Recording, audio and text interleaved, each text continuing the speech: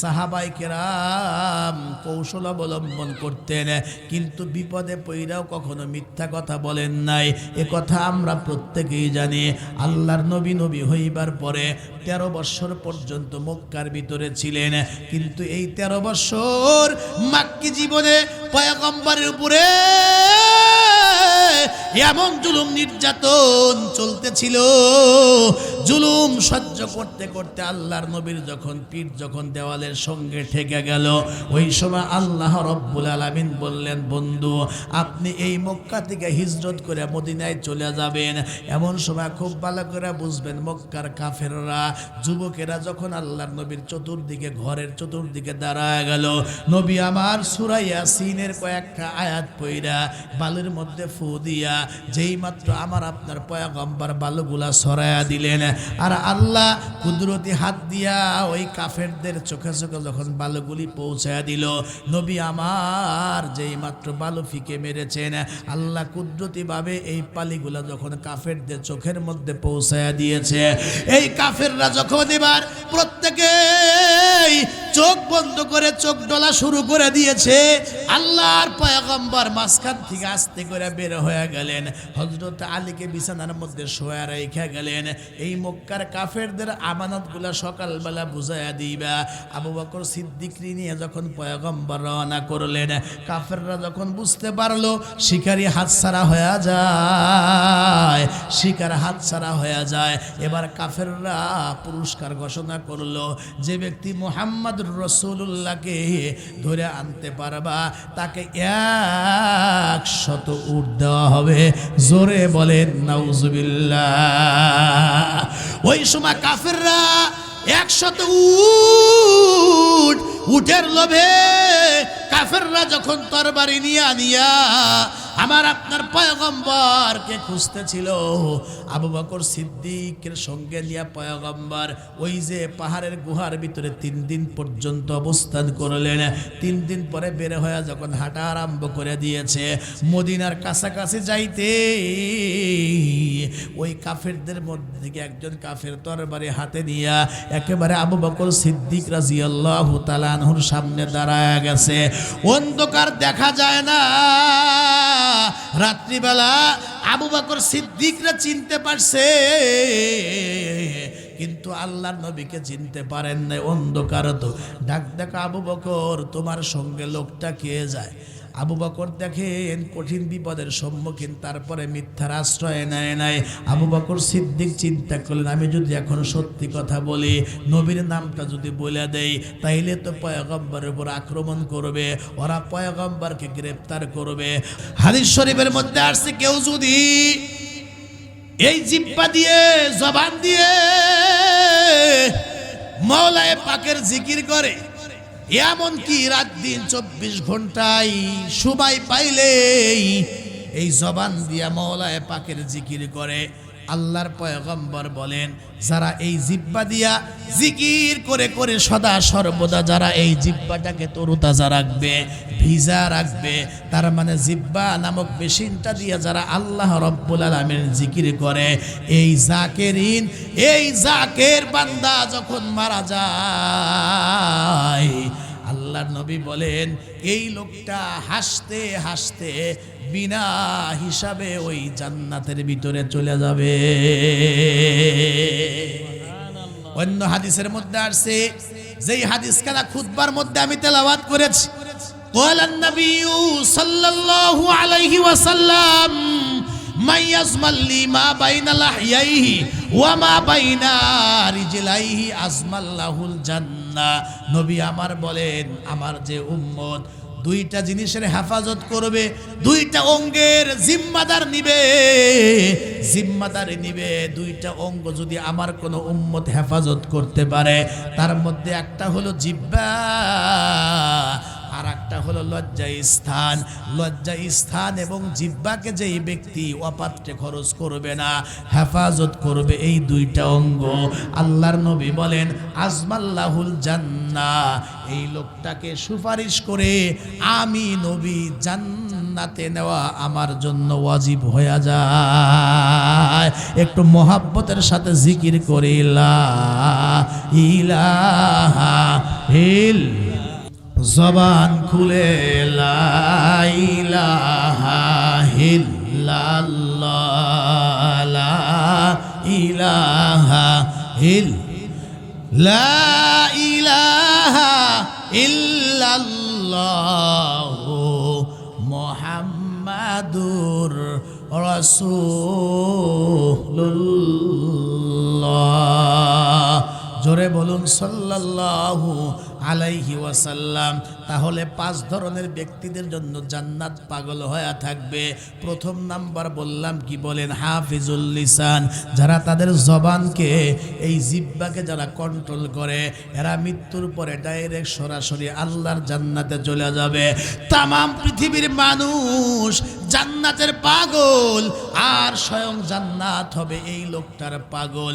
এই জন্য দোস্ত খুব ভালো করে বুঝবেন, সাহাবায়ে কেরাম কৌশল অবলম্বন করতেন, কিন্তু বিপদে পইড়াও কখনো মিথ্যা কথা বলেন নাই।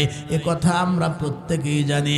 আল্লাহর নবী হইবার পরে 13 বছর পর্যন্ত মক্কার ভিতরে ছিলেন, কিন্তু এই 13 বছর মাক্কি জীবনে পয়গম্বরের উপরে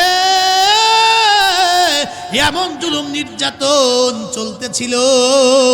জুলুম সহ্য করতে করতে আল্লাহর নবীর যখন পিঠ যখন দেওয়ালের সঙ্গে ঠেকে গেল, ওই সময় আল্লাহ রব্বুল আলামিন বললেন, বন্ধু আপনি এই মক্কা থেকে হিজরত করে মদিনায় চলে যাবেন। এমন সময় খুব ভালো করে বুঝবেন, মক্কার কাফেররা যুবকেরা যখন আল্লাহর নবীর চতুর্দিকে ঘরের চতুর্দিকে দাঁড়ায় গেল, নবী আমার সূরা ইয়াসিনের কয়েকটা আয়াত পড়া বালুর মধ্যে ফু দিয়া যেই মাত্র আমার আপনার পয়গম্বর বালুগুলা সরায়া দিলেন, আর আল্লাহ কুদরতি হাত দিয়া ওই কাফেরদের চোখে চোখে যখন বালুগুলি পৌঁছায়া দিল, নবী আমার যেই মাত্র বালু ফিকে মেরেছেন, আল্লাহ কুদরতি ভাবে এই পালিগুলা যখন কাফেরদের চোখের মধ্যে পৌঁছায়া দিয়েছে, এই কাফেররা যখন এবার প্রত্যেকে চোখ বন্ধ করে চোখ ডলা শুরু করে দিয়েছে, আল্লাহর পয়গম্বর মাঝখান থেকে আস্তে করে বের হয়ে গেলেন, হযরত আলীকে বিছানার মধ্যে শোয়া রেখে গেলেন। এই মক্কার কাফেরদের আমানতগুলা সকালবেলা বুঝাইয়া দিবা। আবু বকর সিদ্দিক নিয়ে যখন পয়গম্বর রওনা করলেন, কাফেররা যখন বুঝতে পারলো শিকারি হাতছাড়া হয়ে যায়, শিকার হাতছাড়া হয়ে যায়, এবার কাফেররা পুরস্কার ঘোষণা করলো, যে ব্যক্তি মুহাম্মদ রাসূলুল্লাহকে ধরে আনতে পারবা তাকে 100 উট দেওয়া হবে। জোরে বলেন নাউজুবিল্লাহ। ওই সময় কাফেররা 100 উটের লোভে কাফেররা যখন তরবারি নিয়া আমার আপনার পয়গম্বরকে খুঁজতেছিল, আবু বকর সিদ্দিকের সঙ্গে নিয়ে পয়গম্বর ওই যে পাহাড়ের গুহার ভিতরে 3 দিন পর্যন্ত অবস্থান করলেন। 3 দিন পরে বের হয়ে যখন হাঁটা আরম্ভ করে দিয়েছে, মদিনার কাছাকাছি যাইতে ওই কাফেরদের মধ্যে থেকে একজন কাফের তরবারি হাতে নিয়ে একেবারে আবু বকর সিদ্দিক রাদিয়াল্লাহু তাআলা আনহুর সামনে দাঁড়ায় গেছে। অন্ধকার দেখা যায় না, রাত্রিবেলা আবু বকর সিদ্দিকরা চিনতে পারছে, কিন্তু আল্লাহর নবীকে চিনতে পারেন না। অন্ধকার তো ডাক দেখা, আবু বকর তোমার সঙ্গে লোকটা কে যায়? আবু বকর দেখেন কঠিন বিপদের সম্মুখীন, তারপরে মিথ্যার আশ্রয় নেয় নাই। আবু বকর সিদ্দিক চিন্তা করলেন, আমি যদি এখন সত্যি কথা বলি, নবীর নামটা যদি বলে দেই, তাইলে তো পয়গম্বরের উপর আক্রমণ করবে, ওরা পয়গম্বরকে গ্রেফতার করবে। আর যদি আমি নবীর নাম না বলি, মিথ্যা কথা যদি আমি বলি, তাইলে তো আমার গুনাহ হবে। আবু বকর সিদ্দিক তখন কৌশল অবলম্বন কইরা বলে, ও কাফেররা জিজ্ঞেস করে, ও আবু বকর তোমার সামনে সামনে লোকটা কে হাঁটে? আবু বকর সিদ্দিক রাদিয়াল্লাহু তাআলা আনহু বলে উনি আমার বন্ধু আর উনি আমাকে রাস্তা বলে দেয়, উনি আমার রাহাবার, উনি আমাকে রাস্তা দেখায়া দেখায়া নিয়ে যায়। আবু বকর সিদ্দিক রাদিয়াল্লাহু তাআলা আনহু মিথ্যা কথা বলেন নাই, উনি বলছেন যে উনি আমার রাহাবার, উনি আমার রাস্তা দেখান। কাফেররা মনে করছে রাস্তা দেখান মানে হলো রাস্তা চেনে না। আর ওই জামানায় কোথাও সফর করতে হলে সাথে রাহাবার নিয়ে চলতো, আগে আগে রাস্তা দেখাইতো।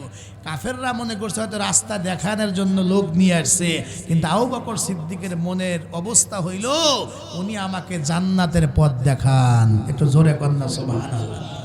মিথ্যাও হয় নাই, কাফেরদের হাত থেকে বেঁচেও গিয়েছে, কথাও মিথ্যা হয় নাই। একটু জোরে কন্যা সুবহানাল্লাহ। দারুল উলুম দেওবন্দের সেই কাসেম নানতুবি রহমাতুল্লাহি আলাইহি উনিও মাল্টার যুদ্ধে অংশগ্রহণ করেছিলেন। মামলা হয়ে গেল, তো পুলিশ আসছে উনাকে গ্রেফতার করার জন্য। মসজিদের বারান্দায় কাসেম নানতুবি রহমাতুল্লাহি আলাইহি দাঁড়ানো আছে। খুব ভালো করে বুঝবেন, কাসেম নানতুবি রহমাতুল্লাহি আলাইহি উনিও মাল্টার যুদ্ধে অংশগ্রহণ করেছিলেন। মামলা হয়ে গেল, পুলিশ ওনাকে খুঁজতেছে, কিন্তু পুলিশ ওনাকে চেনে না, শুধু নাম জানে। এই ওয়ারেন্ট নিয়ে খুঁজতেছে, তাকে গ্রেফতার করবে। কাসেম নানতুবি রহমাতুল্লাহি আলাইহি মসজিদের বারান্দার ভিতরে দাঁড়ায় আছেন। পুলিশ আইসা ওনারে জিজ্ঞেস করে কাসেম কাহায়, জিজ্ঞেস করে যে কাসেম নানতুবি কোথায়। হযরতে কাসেম নানতুবি রহমাতুল্লাহি আলাইহি চিন্তা করলেন, যেহেতু আমাকে চেনে না, আমি যদি বলি আমি কাসেম তাইলে তো আমারে গ্রেফতার করবে, আর যদি বলি জানি না চিনি না তাইলেও তো মিথ্যার আশ্রয় নেওয়া হবে। আমি মিথ্যা বলবো না, আমি সত্যিটাই বলবো। উনি যেই জায়গা দাঁড়ায়া ছিলেন, 2 কদম সামনের দিকে আগায়া বলে, কিছুক্ষণ আগে তো এই জায়গায় দাঁড়ানো ছিল, কিছুক্ষণ আগে তো এখানেই ছিল। 2 কদম সামনে আগ বাড়ায়া যখন এই কথা বলছে, পুলিশ মনে করছে কিছুক্ষণ আগে এখানে ছিল, হয়তো এখন নাই, দেখি কোন দিকে গেল, খোঁজাখুঁজি করি। সুবহানাল্লাহ। পুলিশ যেই মাত্র চলে গেছে, ডাক দিয়া বলে, 2 কদম সরে গিয়া বলে, কিছুক্ষণ আগে তো এই জায়গায় দাঁড়ানো ছিল। এরা মনে করছে এতক্ষণ এই জায়গায় ছিল, এখন হয়তো বা নাই, দেখি খুঁজে দেখি পাই কিনা। অন্য কাউরে জিজ্ঞেস করি, পুলিশ চলে গেছে। তার মানে হইল মিথ্যা কথাও হয় নাই, মিথ্যা কথাও বলা হয় নাই, কথাও বলছে সত্যি। এই দিক থেকে পুলিশের হাত থেকে উনি বেঁচে গেলেন। এই জন্য 1 নাম্বার হইল ও হাফিজুল লিসান। জান্নাত কাদের জন্য? পাগল বলছিলাম 5 ধরনের মানুষের জন্য। তার মধ্যে প্রথম নাম্বার হইল যারা এই জিহ্বাকে কন্ট্রোল করে, এই জবান দিয়ে যারা হারাম খায় না, হারাম বলে না, মিথ্যা বলে না, গীবত করে না, কাউকে কষ্ট দেয় না, জবানকে যারা হেফাজত করবে, কিয়ামতের ময়দানে এদের জন্য জান্নাত থাকবে। পাগল বিনা হিসাবে এরা আল্লাহর জান্নাতে চলে যাবে। 1 নাম্বার রাখলাম। 2 নাম্বার হলো তালিমুল কুরআন। 2 নাম্বার, দুনিয়াতে যারা এই জবান দিয়ে যারা আল্লাহর কোরআন শরীফ তেলাওয়াত করে, সুবহানাল্লাহ, যারা কোরআন শেখে, যারা কোরআন শিখায়, যাদের সম্পর্ক হবে আল্লাহর কোরআনের সাথে, যারা কোরআন শরীফ যারা তেলাওয়াত করে, খুব ভালো করে বুঝবেন কোরআন শরীফ এটা কার কালাম? একটু আওয়াজ দিয়ে বলেন না, এটা কার কালাম? আল্লাহর কালাম। আল্লাহ যেমন বড়, আল্লাহর কথা, আল্লাহর কালামও বড়। যারা আল্লাহর কালাম তেলাওয়াত শিখবে আর মৃত্যু পর্যন্ত আল্লাহর কোরআন শরীফ যারা তেলাওয়াত করবে, আমার মা বোনেরা, দুনিয়াতেও তাদের সুখ হবে, শান্তি হবে। যেই ঘরে আল্লাহর কোরআন শরীফ তেলাওয়াত করা হয় এই ঘরের মধ্যে বরকত দেখা দেয়। মৃত্যুর পরে এই কোরআন শরীফ তেলাওয়াত করার কারণে বিনা হিসাবে আল্লাহ জান্নাত দান করবে। কথাগুলি খুব ভালো করে বুঝবেন আমার মা বোনেরা। ঘরের মধ্যে অভাব, যদি তুমি তোমার ঘরের মধ্যে নিয়মিত সকালে বিকালে নিয়মিত আল্লাহর কোরআন শরীফ থেকে তেলাওয়াত করতে পারো, ওই ঘর থেকে অশান্তি দূর হয়ে যায়, অভাব দূর হয়ে যায়। ওই ঘরের সন্তানগুলি হয় আল্লাহওয়ালা, দিনদার, পরহেজগার। কিন্তু বাস্তব হলেও সত্যি, দুঃখজনক হলেও সত্যি, আমাদের ঘর থেকে এখন কোরআন শরীফের আওয়াজের পরিবর্তে গানের আওয়াজ, টেলিভিশনের আওয়াজ, মোবাইলের আওয়াজই বেশি শোনা যায়। জোরে বলেন কথা ঠিক কিনা? তো ভূমিকম্প তো হবেই, অশান্তি তো হবেই। মুসলমানদের ঘর থেকে সকালবেলা বের হওয়ার কথা ছিল কোরআন শরীফের আওয়াজ, কিন্তু তা বের হয় না। মুসলমানদের ঘর থেকে রাত দিন 24 ঘন্টা খালি টেলিভিশন আর গান, স্টার জলসা, টেলিভিশন আর মোবাইলে গান বাজনার আওয়াজ ঘর থেকে শোনা যায়। হিন্দুর বাড়ির থেকেও যে আওয়াজ আসে, আমি যে মুসলমান, আমার ঘর থেকে ওই গানের আওয়াজই বের হয়। কথা কন, কথা ঠিক কিনা? কিন্তু এই যে মুরব্বীরা বসা আছে, জিজ্ঞাসা করেন আজ থেকে 15, 20, 30 বছর আগের কথা, প্রত্যেকটা গ্রামগঞ্জে ঘরে ঘরে ফার্নিচার কম ছিল, আসবাবপত্র কম ছিল, এত বড় বড় বিল্ডিং ছিল না। এক একটা টিনের ঘর থাকলে মানুষ সুনাম করতো, অমুক এলাকায় বড় বড় টিনের ঘর দিছে, ঘর দিয়া বাড়ির সাদা বানা ফেলাইছে। কথা কোন কথা ঠিক কিনা? এই বিল্ডিং ছিলই না, টিনের ঘরে, ছাপরা ঘরে, কাইসা দিয়া, আগ দিয়া, এই শোলা দিয়া, এরপরে বন দিয়া মানুষ ঘর বানায় তার মধ্যে থাকতো। কিন্তু সেই ঘরটা ছিল একেবারে আনন্দে ভরা, শান্তি ছিল, স্বামী স্ত্রী মিল আর মহাব্বত ছিল, সন্তানগুলা দিনদার হইতো। মুরব্বীদেরকে জিজ্ঞাসা করেন, এখন তো আগেকার জামানায় ধান কাইটা, গম কাইটা, এমনকি চাউলের বস্তা, ধানের বস্তা এগুলা বাহিরে রাখতে, এমনকি গরু ঘরে উঠার লাগে না, বাহিরে রেখে দিত। মহিলারা পর্যন্ত দরজা খুইলা, জানালা খুইলা ওপেনে শুয়ে থাকতো, কোনো ক্ষতির সম্মুখীন হয় নাই। আর আজকে সুরক্ষিত, মজবুত, ইয়া বড় বিল্ডিং, সেই বড় গেট, 4 জন দারোয়ান, সিকিউরিটি গার্ড থাকার পরেও কোন দিক দিয়ে গুলি করে মানুষ মেরে যায় খবরই থাকে না। কথা কন, কথা ঠিক কিনা? তার মানে কি, মানুষ যখন আল্লাহর হুকুম, নবীর তরিকা ছেড়ে দিছে, নিরাপত্তা নাই, শুধু অশান্তি আর অশান্তি। এমন কোনো দিন নাই যে 2, 4, 5 জন লোক বাংলাদেশে খুন না হয়, হত্যা না হয়। কথা কন, কথা ঠিক কিনা? আগে তো দরজাও ছিল না, জানালাও ছিল না, সোনের ঘর। হ্যাঁ, সোনের ঘর। এই কি ওইটারে কি বলে, শোলা দিয়া, এরপরে পাট খড়ি দিয়া, সোন দিয়া দরজা, মানে ধাক্কা খোলা লাগে। ঘরের মধ্যে বৈদ্যুতিক পাখাও ছিল না, এইভাবে কাঁথা দিয়া, চাদর দিয়া বান্ধে এইভাবে টাইনা বাতাস খাইতো। কথা কন না গেগো? আমরাও 2-4 জায়গা দেখছি, আমগো বাসায়ও ছিল এগুলা। কিন্তু সেই ঘরের মধ্যে শান্তি ছিল।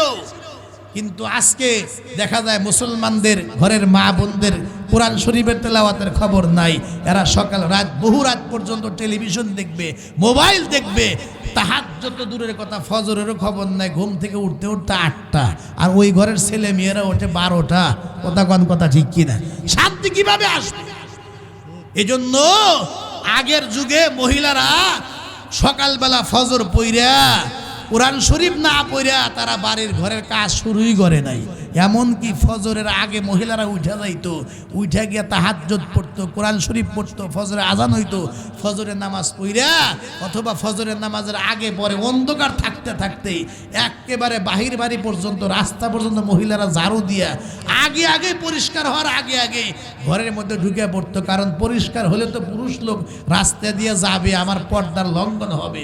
এরকম একটা পরিবেশ একসময় ছিল কিনা কন্ত দেখি, একটু চোখ বন্ধ করে দেখেন তো, 30 বছর আগে জানগা এরকম একটা পরিবেশ ছিল। কিন্তু এখন ঘরেতে কাজের ছেলে, কাজের মেয়ে, সিকিউরিটি, দারোয়ান, অভাব নাই। গেট একটা না 5টা গেট, এতগুলা সিসি ক্যামেরা, তার মধ্যে থেকেই বাস বন্দুক দিয়ে, রাইফেল দিয়ে গুলি করে চলে যাচ্ছে, কোনো খবর নেই। তার মানে মানুষ যখন আল্লাহর গোলামি ছাড়বে, আল্লাহর জিকির ছাড়বে, তেলাওয়াত ছাড়বে, মানুষের নিরাপত্তা থাকে না। মানুষ যদি আল্লাহর কাজ করে, আল্লাহ ফেরেশতা দিয়ে এই লোকটার পাহারাদারি করবে, নিরাপত্তা দিবে। জোরে কন্যা কথা ঠিক কিনা? এটাই হলো বাস্তব কথা। খুব ভালো করে বুঝবেন। এজন্য আমার মা বোনদেরকে বলি, মাগো ঘরে শান্তি চাও, তাহলে ওই যে কোরআন শরীফটা উপরে রাখছো এটা মাঝে মাঝে পারো, প্রতিদিন একবার নিয়ে হলেও বসো, 2 আয়াত পড়ো, 5 আয়াত পড়ো, একটা পৃষ্ঠা পড়ো, একটা সূরা পড়ো, নিয়মিত মা নামাজ 5 ওয়াক্ত পড়ো, আল্লাহর কোরআন পড়ো। আল্লাহ তোমার অভাব দূর করবে, তোমার ঘরে আল্লাহ শান্তি দিবে, তোমার স্বামী পরকিয়া করবে না, তোমার স্বামীর দ্বারা সন্তান দ্বারা তুমি কখনো কষ্ট পাবা না, তুমি আল্লাহর কথা মানবা না, তুমিও শান্তিতে থাকতে পারবা না। এটাই নিয়ম। জোরে কন্যা কথা ঠিক কিনা? আল্লাহ বোঝার আমল করার তৌফিক দান করেন। জোরে কন্যা আমিন। নবীর একজন সাহাবী হযরত আব্দুল্লাহ ইবনে মাসউদ অথবা হযরত আব্দুল্লাহ ইবনে আব্বাস রাদিয়াল্লাহু তাআলা আনহু, ওনাকে আল্লাহ রাব্বুল আলামিন শুধু 8 থেকে 10টা খালি কন্যা সন্তান দিয়েছেন, ছেলে নাই। সারা জীবন কোরআনের খেদমত করছেন। ইন্তেকাল হবে, মরার আগে আগে ওই সময় হযরতে ওসমান গনি ছিলেন খলিফা, উনি খবর পাঠাইলেন অথবা নিজে আগমন করলেন। আব্দুল্লাহ ইবনে মাসউদ রাদিয়াল্লাহু তাআলা আনহুকে বললেন, ভাই সারা জীবন তো শুধু কোরআনের খেদমত করলেন, ঘরে শুধু কয়েকটা মেয়ে, আপনার ছেলে সন্তান নাই, যদি আপনি বলেন তাহলে আপনার জন্য আমি ওসমান সরকারি একটা ভাতা নির্ধারণ করতে পারি যেন আপনার মেয়েদের কোনো অসুবিধা না হয়। খুব ভালো করে বুঝবেন, হযরত আব্দুল্লাহ ইবনে মাসউদ রাদিয়াল্লাহু তাআলা আনহু দুনিয়া থেকে বিদায় গ্রহণ করবেন। মুমূর্ষ অবস্থায় হযরতে ওসমান গনি খবর পাঠাইলেন অথবা নিজে স্বয়ং উপস্থিত হইলেন।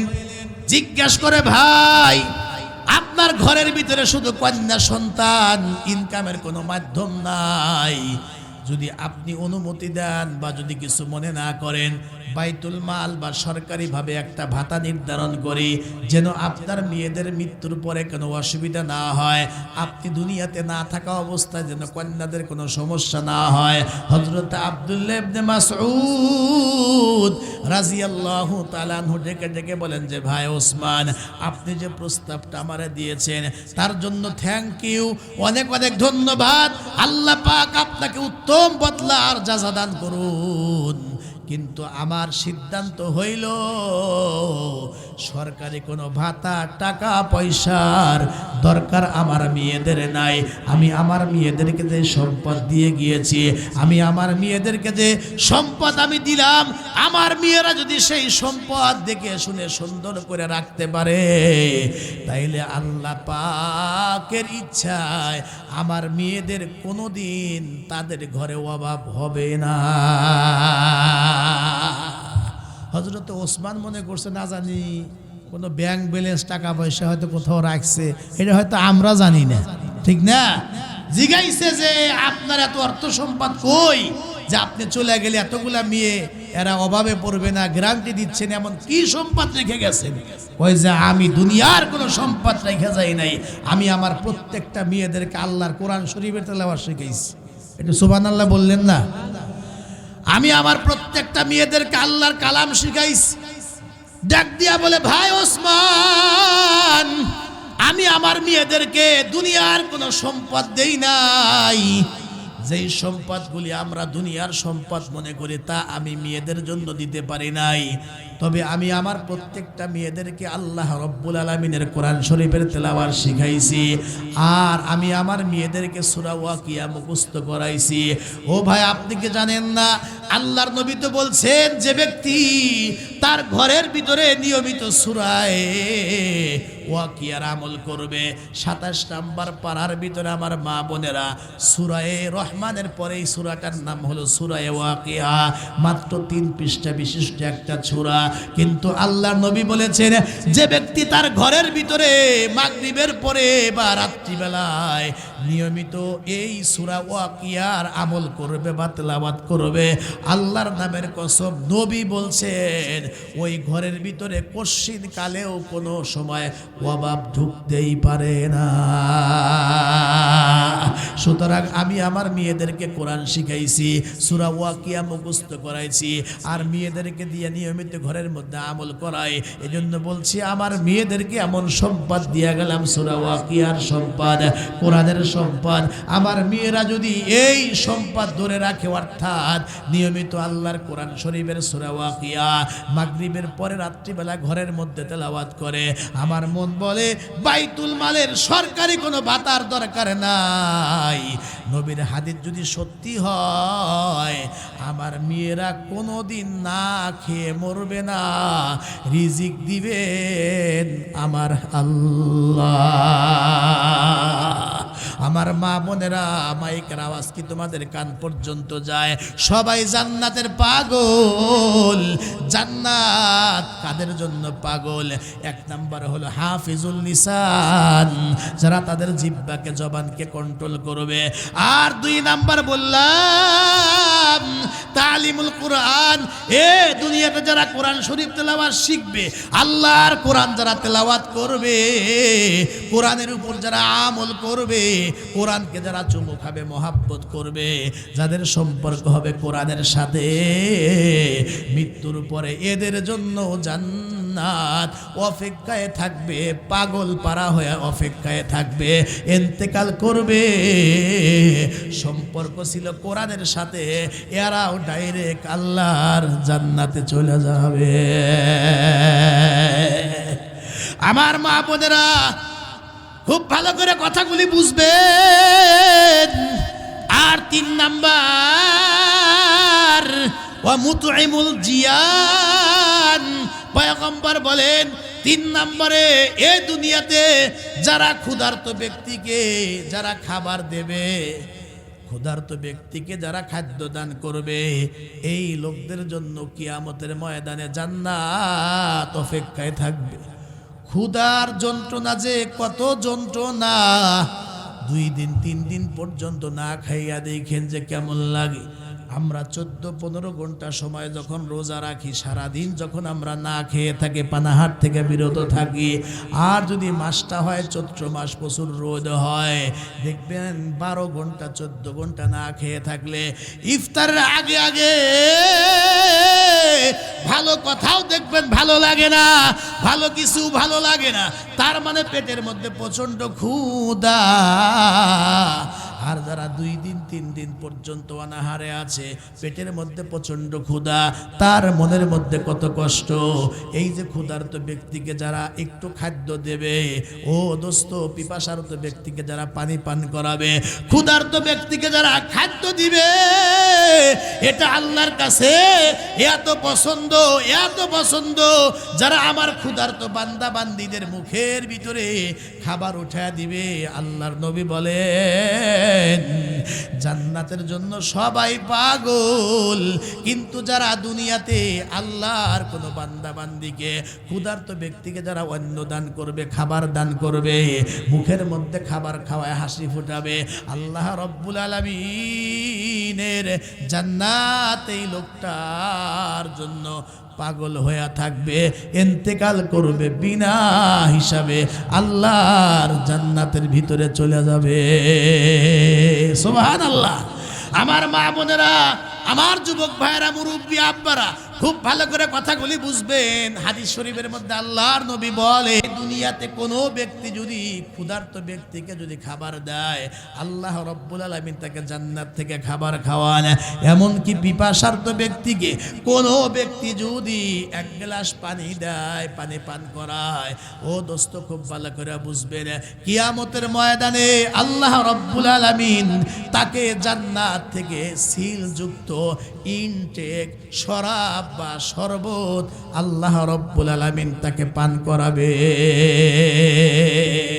3 নাম্বার হইল মুতঈমুল জিনান, যে ক্ষুধার্ত ব্যক্তিকে অন্ন দেওয়া, খাবার দেওয়া, পিপাসার্ত ব্যক্তিকে পানি পান করা, এই আমলটা যারা করবে এদের জন্য জান্নাত পাগল হয়ে থাকবে, বিনা হিসাবে এরা জান্নাতে চলে যাবে। একটু জোরে সুবহানাল্লাহ দেন। আর 4 নাম্বার হইল, খুব ভালো করে কথাগুলি বুঝবেন, 4 নাম্বার হইল মুকসিরুল ইরয়ান বা ইরবান, মুকসিরুল ইরবান। আল্লাহর পয়গম্বর বলেন 4 নাম্বার যারা বস্ত্রহীন মানুষকে যারা বস্ত্র দান করবে। এই যে প্রচন্ড শীত, এলেঙ্গা বাস স্ট্যান্ডে আমার সঙ্গে চলেন, বিভিন্ন রেল স্টেশনের পাশে গিয়া দেখবেন অনেক আল্লাহর বান্দারা পাগল, কেউ আধা পাগল, আবার অনেক লোক আছে পাগল নয়, দরিদ্র অসহায়, তারা পেটের মধ্যে খাবার নাই, শীতের কাপড়টা পর্যন্ত নাই। দেখবেন রেল স্টেশনের পাশে বিভিন্ন বাস স্ট্যান্ডে গিয়া দেখবেন কিছু মানুষ পড়ে আছে, ঘুমায়া রইছে, শুয়া রইছে, বিভিন্ন দোকানের সামনে পড়ে আছে রাস্তার পাশে, এদের গায়ের মধ্যে একটা কাপড় নাই, কম্বল নাই। খুব ভালো করে বুঝবেন, আপনার সামর্থ্য খুব বেশি আছে তা নয়, আপনি 5 জনের 5টা কম্বল দিতে পারেন, 200 টাকা করে নরমাল 5টা কম্বল কিনলেন, রাতের আধারে গিয়া এই যে দরিদ্র মানুষ, তার গায়ের মধ্যে কম্বল নাই বা কাপড় নাই, আপনি যদি এক টুকরা কম্বল অথবা একটা কাপড় একমাত্র আল্লাহর জন্য, যাদের ঘরে বস্ত্র নাই, এই বস্ত্রহীন ব্যক্তিকে যদি আপনি কাপড়টা আল্লাহর জন্য দান করতে পারেন, দিতে পারেন, এটাতে আল্লাহ এত খুশি হন, এত খুশি হন, আল্লাহর নবী বলেন তামাম দুনিয়ার সব মানুষ জান্নাতের পাগল। আর যারা দুনিয়াতে বস্ত্রহীন মানুষকে বস্ত্র দেবে, কাপড় দেবে, আল্লাহ রব্বুল আলামিন ওই ব্যক্তির জন্য আল্লাহর জান্নাত পাগল হয়ে থাকবে। বাংলাদেশে মানুষ দেয়, কিন্তু যা দেয় তার সাথে নাম বেশি ফুটায়, ধরে কোন কথা ঠিক কিনা? বাংলাদেশে বহু নেতারা আছে, এরা ত্রাণ দেয়, কিন্তু ছবি না তুইলে, ভিডিও না করে কেউ দেয় না। লাইন ধরেন, ক্যামেরাম্যান আসলে আর পরে কথা কোন কথা ঠিক কিনা? হয়তো বা দিছে একজনের হাতে, ছবিটা ওঠে নাই, আবার কাইরে নেয়, কথা কন নাই, আবার কাইরে না, আগেই না, ছবি ওঠে না, ছবি দেখার লাগবে তো। আমি যে কিছু দিছি এটা পাবলিকরে জানাইতে হবে না। গত 3 বছর আগে যে করোনা আসছিল, আমার মনে আছে, করোনার সময় এক ভাই আমাকে মোবাইলে একটা ছবি দেখাইলো, পোস্ট।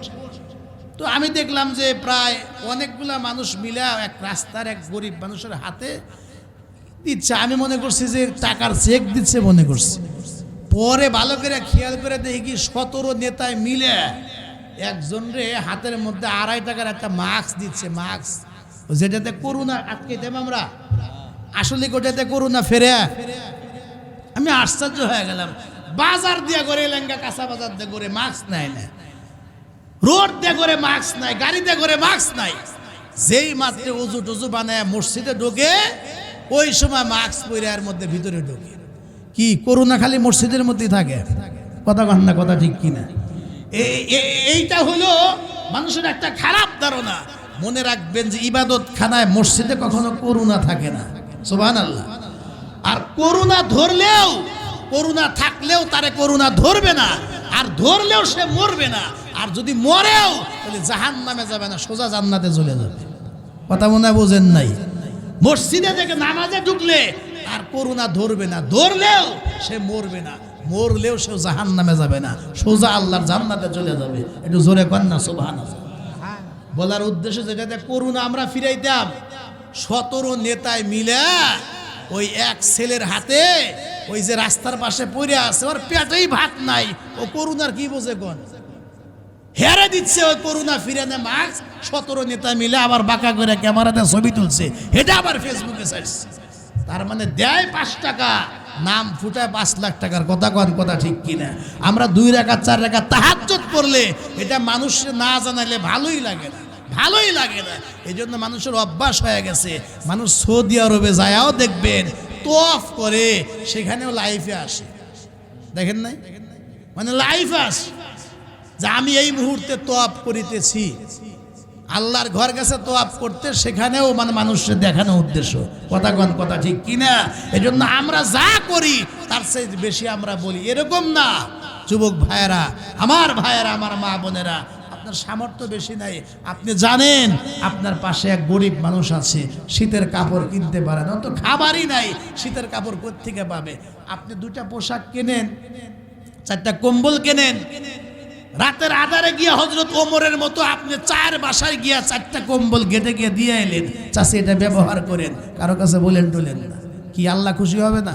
কি বলেন? আপনি 4 জন 4টা কম্বল দেন, 200 টাকা করে 800 টাকা দিয়ে আপনি 4টা কম্বল কিনছেন, অথবা এখন যে বাস স্ট্যান্ডে গেলে এই 100-150 করে সুন্দর সুন্দর কাপড় পাওয়া যায়, পোশাক পাওয়া যায়, মাফলার সোয়েটার পাওয়া যায়। আশেপাশে গরিবদের বাচ্চা আছে, আপনি দেন 500 টাকা খরচ করে কয়টার বাচ্চারা দিয়ে দিলেন আল্লাহর জন্য। পৃথিবীর কেউ দেখলো না, কিন্তু আল্লাহ দেখছে এই ছোট দানের উছিলায় বস্ত্রহীনকে আপনি বস্ত্র দিচ্ছেন। আল্লাহ, আমি বিনা হিসেবে জান্নাতে যাব, আমি 2 জন ব্যক্তিরে দিছি, কেউ দেখে নাই, তুমি দেখছো।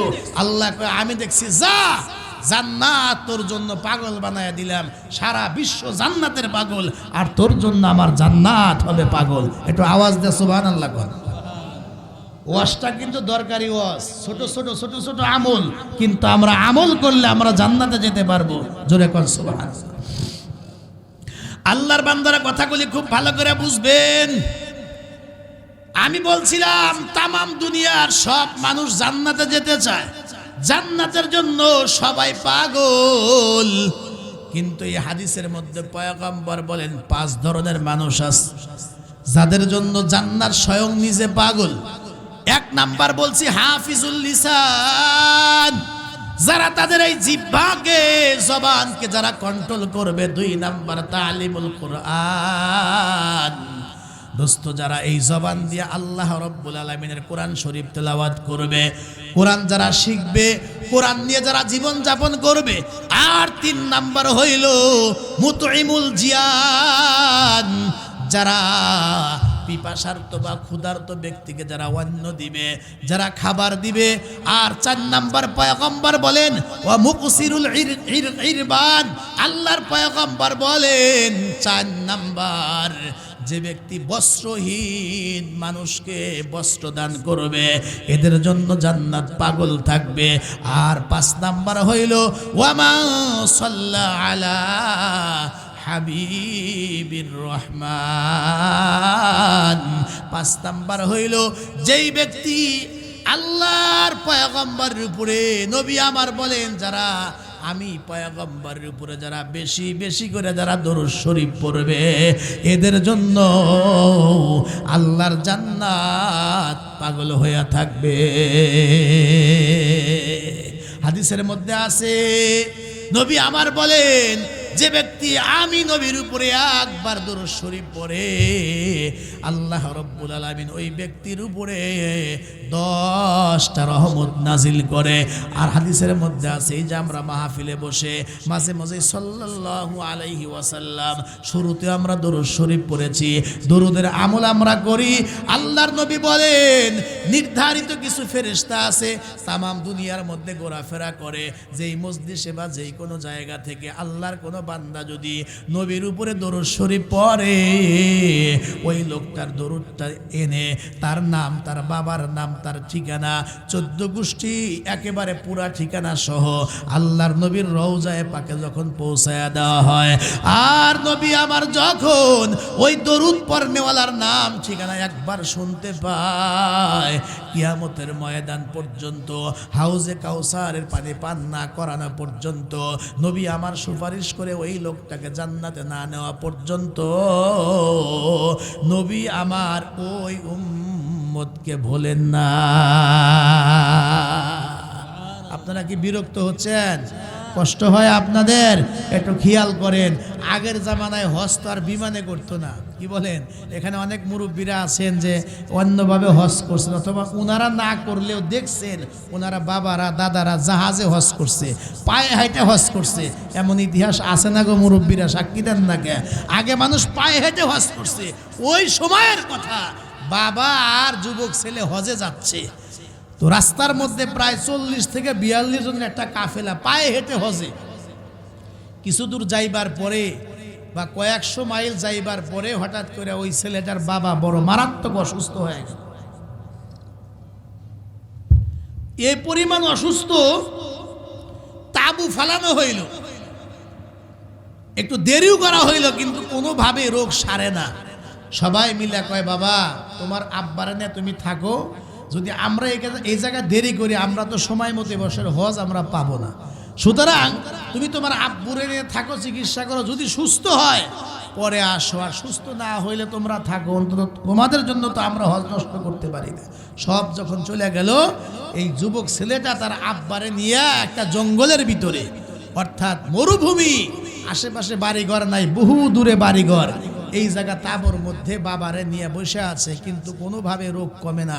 আস্তে আস্তে সন্ধ্যা আসতে আসতে এই যুবকের বাবা, হজের যাত্রী, এই মুরব্বি ইন্তেকাল করছে, মারা গেছে।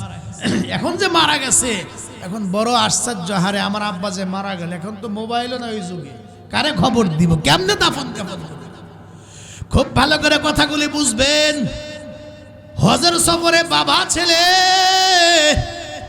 যুবক ছেলে, বাবা বৃদ্ধ, কাফেলার সবাই যখন চলে যায়, এই যুবক তার ছেলেকে নিয়ে, এই যুবক তার বাবাকে নিয়ে অপেক্ষা করতে করতে সন্ধ্যার দিকে যখন তার বাবা ইন্তেকাল করছে, মারা গেছে, তো বাবাকে নিয়ে টেনশন করে আমি দাফন কাফন কেমনে করব।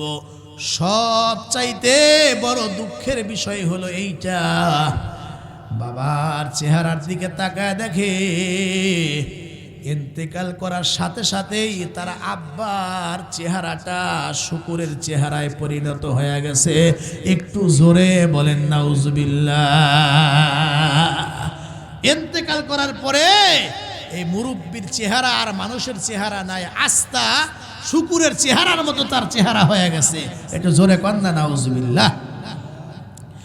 এবার আল্লাহর কাছে বলে, আল্লাহ, আমার বাবার কি পাপ, কি অপরাধ তুমি জানো, আমি ছেলে তো জানি না, কোন অপরাধে আমার আব্বার চেহারাটা শুকুরের চেহারা হয়ে গেল।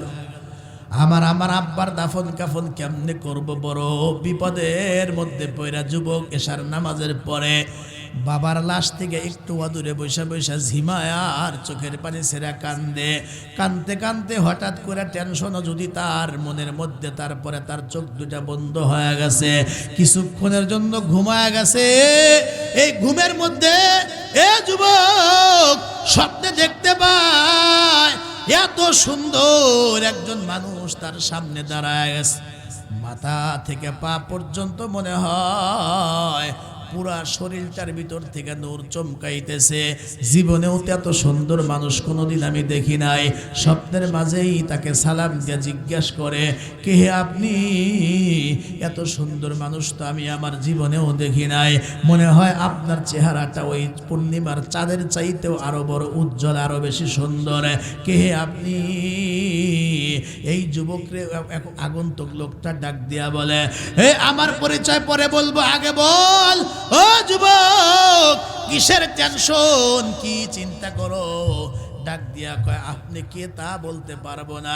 জিজ্ঞাসা যেহেতু করেছেন, আমি বড় বিপদের মধ্যে আছি। হজে যাচ্ছিলাম, সব লোক ফালায়া চলে গেল, আমার বাবা অসুস্থ বলে। এখন তো আমার বাবা ইন্তেকাল করেছে, আমি দাফন কাফন একা একা কেমনে করব? সব চাইতে বড় কথা হইল আমার বাবার চেহারাটা একেবারে শুকুরের চেহারায় পরিণত হলো। জানি না কি অপরাধে আমার আব্বার চেহারাটা এমন হইল, আমার বড় লজ্জার বিষয়। এই কারণে আমি বড় টেনশনের মধ্যে আছি। জ্যোৎস্নার মতো চেহারাওয়ালা লোকটা ডাক দেখা, যুবক আমার সঙ্গে আয়। আমি যখন স্বপ্নেই তার পিছে পিছে হাঁটা দিলাম, চল তোর আব্বার লাশটা আমার দেখা। আমি যখন তার পিছে পিছে গিয়া আমার আব্বার চেহারা থেকে মাত্র চাদরটা আমি সরাইছি, ওই জ্যোৎস্নার মতো পূর্ণিমার চাঁদের মতো চেহারার অধিকারী লোকটা মাত্র ডান হাতখানা বাড়ায়া এই শাহাদাত আঙ্গুলি দিয়া আমার আব্বার ললাটে বা কপালের মধ্যে একটু টাচ করার সাথে সাথে ওই লোকটার মতো আমার আব্বার চেহারাটাও ওই জ্যোৎস্নার মতো উজ্জ্বল হয়ে যায়। এমন সময় যখন লোকটা হাঁটা দিয়েছে, যুবক স্বপ্নের মাঝেই এইভাবে ওই আগন্তুক লোকটার সামনে দুইটা হাত বাড়ায় ডাক দিয়া বলে, কে আপনি?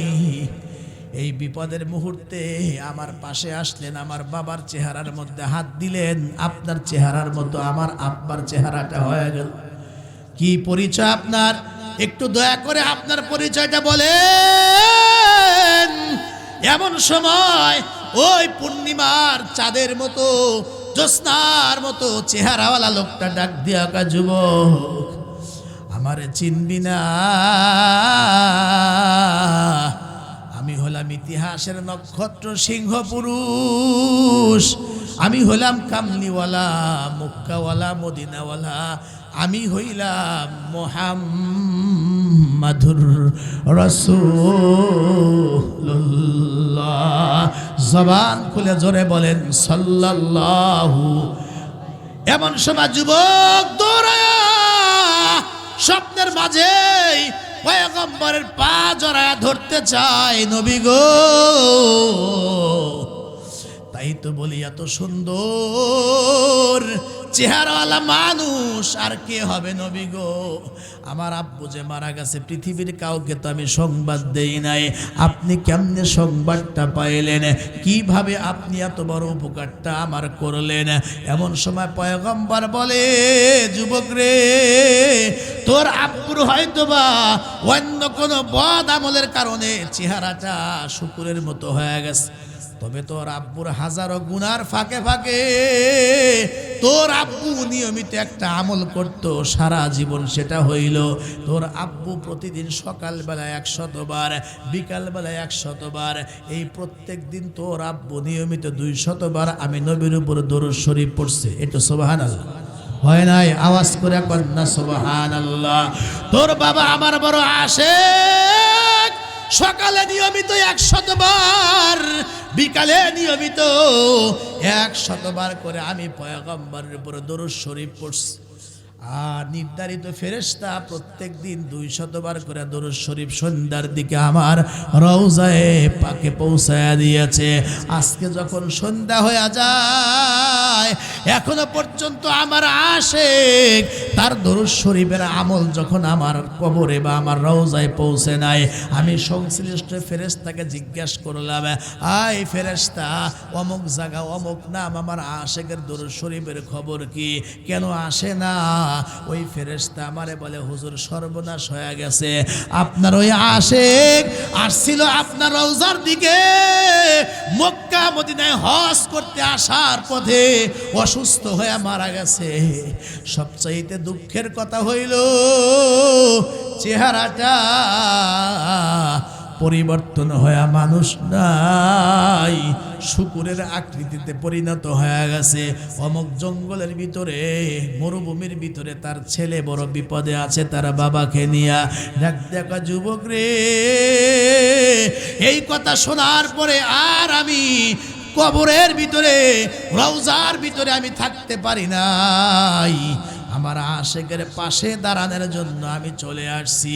স্বপ্নে এতক্ষণ পর্যন্ত দেখার পরে পয়গম্বর বলে, আমি চললাম, সকালবেলা তোমার আব্বুর দাফন কাফনের ব্যবস্থাও হয়ে যাবে।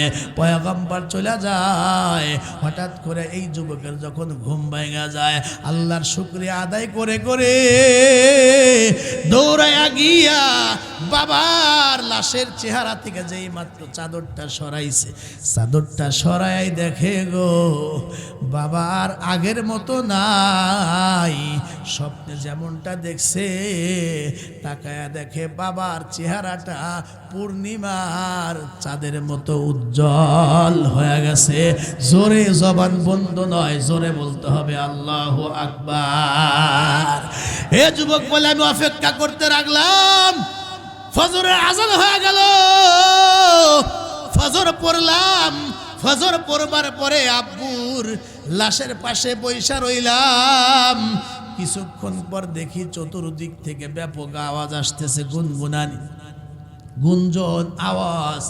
আমি দাঁড়ায়া দেখি উত্তর দিক থেকে, দক্ষিণ, পূর্ব, পশ্চিম, চতুর্দিক থেকে শত শত আল্লাহর বান্দারা, মুসলমানরা আসতেছে। আইসে এরা আমার আব্বার গোসল করায়, কেউ কেউ কবর খনন করে, শত শত মানুষকে প্রস্তুতি নিবে, কেউ অংশগ্রহণ করবে। অল্প সময়ের মধ্যে আমার আব্বার দাফন কাফন কমপ্লিট হয়ে গেল। আমি এবার পাহাড়ের উপর উইটা সবাই সম্বোধন করে বললাম, আমার আব্বা যে মারা গেছে, আমি সারা তো পৃথিবীর কেউ জানে না, আপনারা কেমনে সংবাদ পাইলেন? এলাকার লোকজন সাক্ষী দেয়, ভাই তুমি বলো নাই ঠিক, কিন্তু ফজরের আগে আগে সেহেরির টাইমে একটা আওয়াজ আমরা শুনতে পারছি।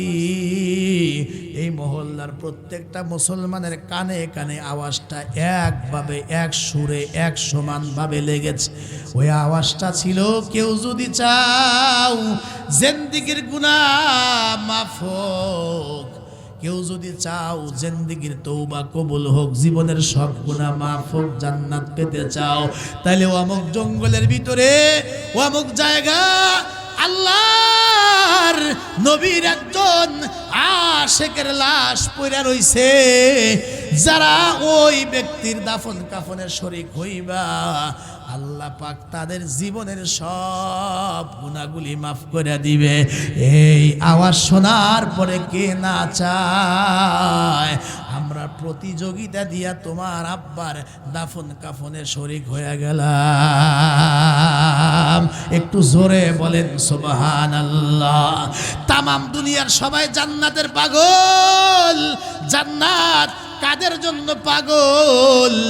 যাদের এই জবান বা জিহ্বা যারা হেফাজত করবে। 2 নাম্বার বলছিলাম, যারা আল্লাহ পাকের কোরআনের সঙ্গে সম্পর্ক রাখবে। আর 3 নাম্বার বলছি, যারা ক্ষুধার্তকে যারা খাদ্য দিবে, আর পিপাসার্তকে যারা পানি পান করাবে। এক কথায় অন্নহীনকে যারা অন্ন দান করবে। 4 নাম্বার বস্ত্রহীন ব্যক্তিকে যারা বস্ত্র দেবে। আর 5 নাম্বার হইল, যারা আল্লাহর নবীর উপরে বেশি বেশি করে সহি তরিকায় যারা দরুদের আমল করবে, দরুদ পাঠাবে। নবী আমার বলেন, তামাম দুনিয়ার মানুষ জান্নাতের পাগল, জান্নাত হবে এদের জন্য পাগল। একটু আওয়াজ দে বলেন তো, এই আমলগুলি শুরু করে, আমলগুলি করে আমরাও চাই কিনা যে জান্নাত আমাদের জন্য পাগল হোক? এটা আমরা যারা চাই তারা একটু আওয়াজ দিয়া জোরে বলেন সুবহানাল্লাহ।